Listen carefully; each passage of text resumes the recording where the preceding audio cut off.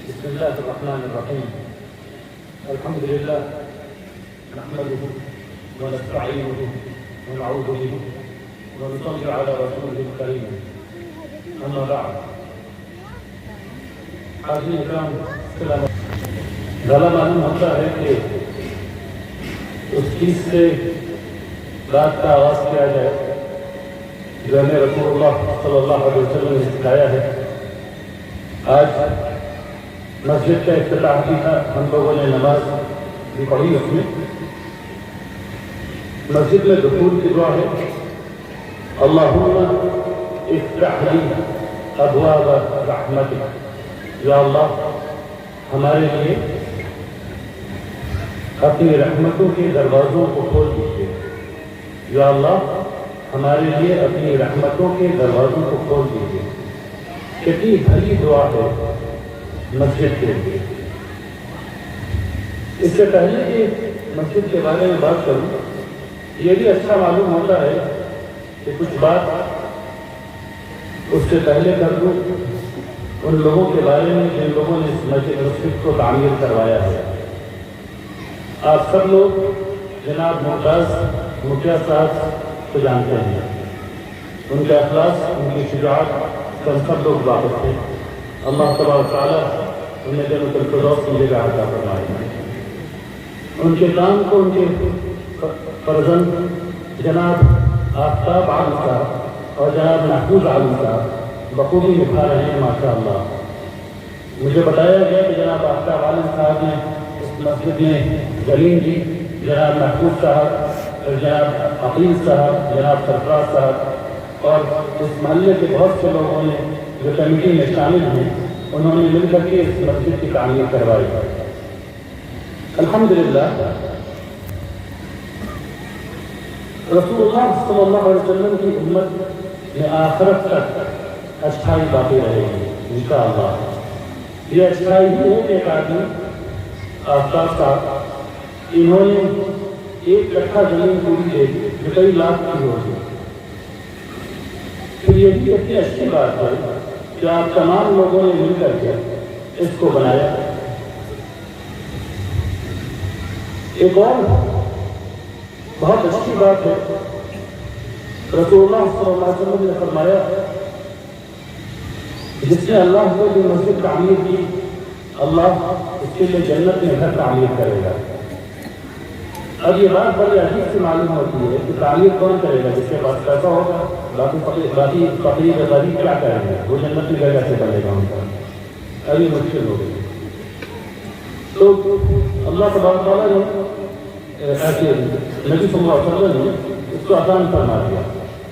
ایک آدمی نے زمین دی، اللہ نے چاہا تو اس کا گھر بنے گا جنت میں. جس آدمی نے ایک بیٹا رکھا، اللہ نے چاہا تو اس کا گھر بنے گا. جس آدمی نے ایک منٹ وقت دیا، اللہ نے چاہا تو اس کا بھی گھر بنے گا. جس آدمی نے ایک درہم 1 روپیہ دیا، اس کا بھی گھر بنے گا انشاءاللہ.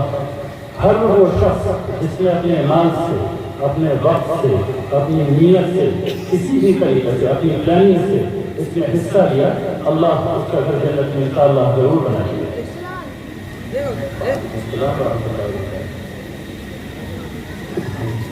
شکریہ. الحمدللہ. یہ بھی کتنی اچھی بات ہے کہ لوگ مسجد کے لیے ایسے ایسے پیسے بھیج رہے ہیں ماشاء اللہ. مسجد کی بات ہو رہی ہے تو مسجد میں خاص کیا ہے؟ یہ بھی گھر ہے اور یہ بھی گھر ہے. یہ اس گھر کے لیے ہم سب لوگ جمع ہیں، اس گھر کے لیے نہیں. ایسا کیوں ہے؟ ایسا اس لیے ہے کہ اللہ تعالیٰ قرآن میں فرماتے ہیں مساجد اللہ کے لیے، مساجد اللہ کے لیے. اور وہ ہر وہ چیز جو اللہ کے لیے ہے مسلمان کو سب سے زیادہ پیاری ہے. الحمدللہ. اچھا، ایک اور حدیث ہے اور وہ اس حدیث میں ہے احب البلاد الی اللہ مساجدها.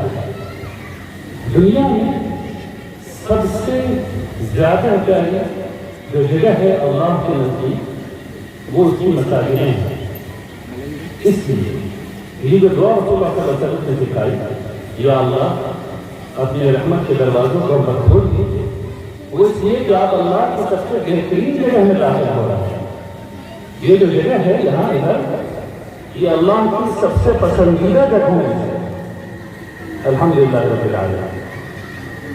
اس مسجد کو دیکھ کر کے کچھ ایسا محسوس ہوتا ہے جیسے کہ کچھ ایسی ہی رہی ہوگی، پنکھا بھی نہیں تھی لیکن کچھ ایسی ہی مسجد نبی بھی بنی ہوگی، چھوٹی سی جگہ میں پتوں کی چھت کے ساتھ کھجور کے درختوں سے بنا ہوا اس کا تنا وہ لگا ہوا، اور کچھ ایسی صحابہ کرام اس نے نماز پڑھی ہوگی بہت تھوڑے سے، اور وہاں سے مسجد بنی اور آج مسجد نبی ہے، الحمدللہ۔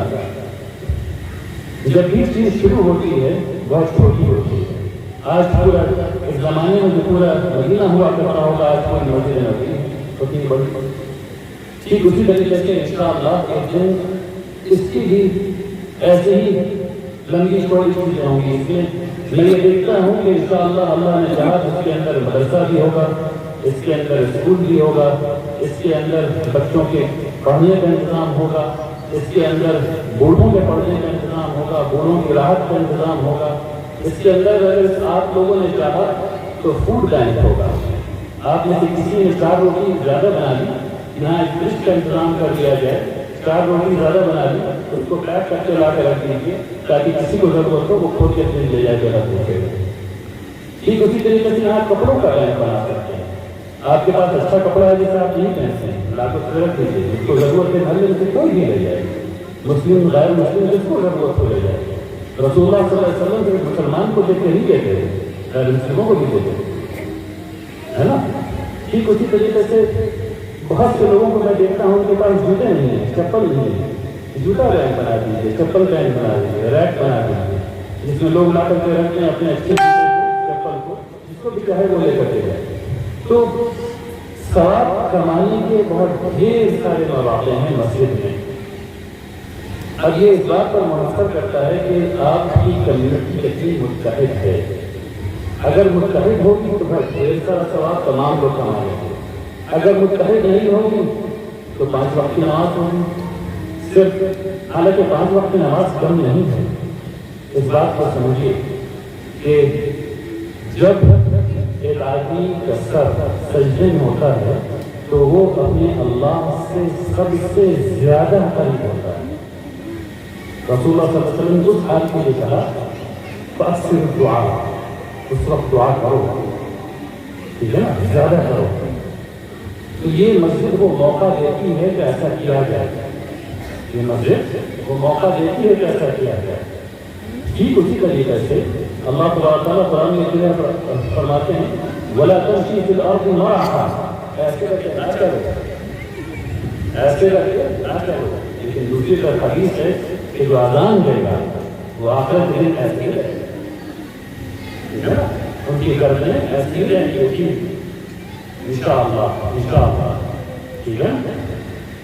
رسول اللہ صلی اللہ علیہ وسلم نے فرمایا کہ جو امام ہیں ہمارے وہ قائم ہیں، اس کا مطلب وہ ذمہ دار ہیں، اور جو مؤذن ہیں وہ مؤتمن ہیں، اس کا مطلب کہ وہ معترف ہیں۔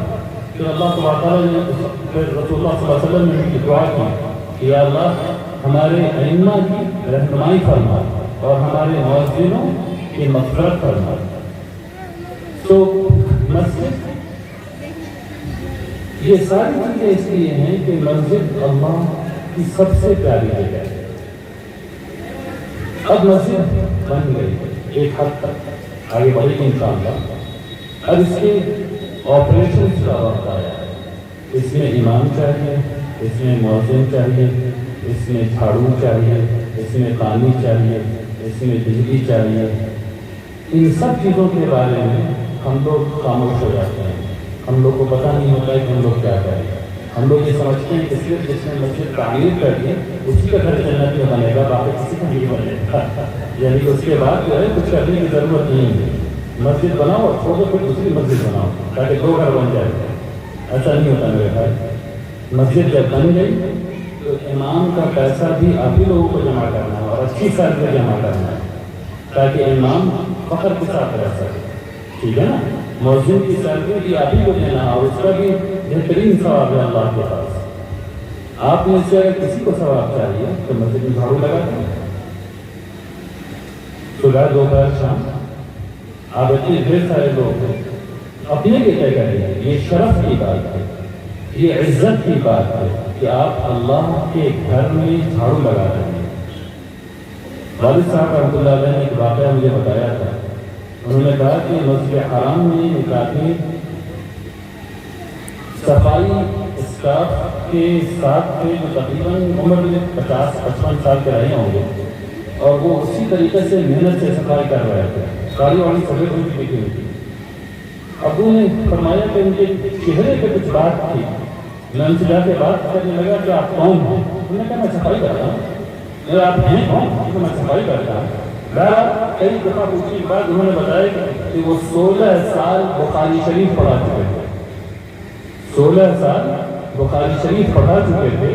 اس کے بعد وہ خانہ کعبہ میں جھاڑو دینے کے لیے کھڑے ہوئے. ٹھیک ہے نا؟ تو مسجد میں جھاڑو دینا شرف, آنر, عزت. مسجد کے باتھ روم کو صاف کر دینا شرف ہے, آنر ہے, عزت ہے. ٹھیک ہے نا؟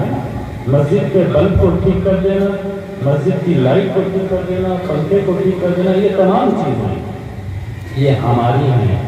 کیوں؟ کیونکہ یہ اللہ کا. ایک اور حدیث میں ہے کہ مسجد تمام مومنوں کا گھر ہے. مسجد تمام مومنوں کا گھر ہے. اگر آپ کو سکون چاہیے مسجد نہ کریٹ چاہیے. اگر آپ کو جھگڑا ہو رہا ہے گھر میں مسجد آ جائے گی. خدا نہ خاص جھگڑا ہو رہا ہو, اللہ نہ کرے گا. تو مسجد کے بہت ڈھیر سارے استعمال ہیں, ان سب کو کیجیے انشاءاللہ.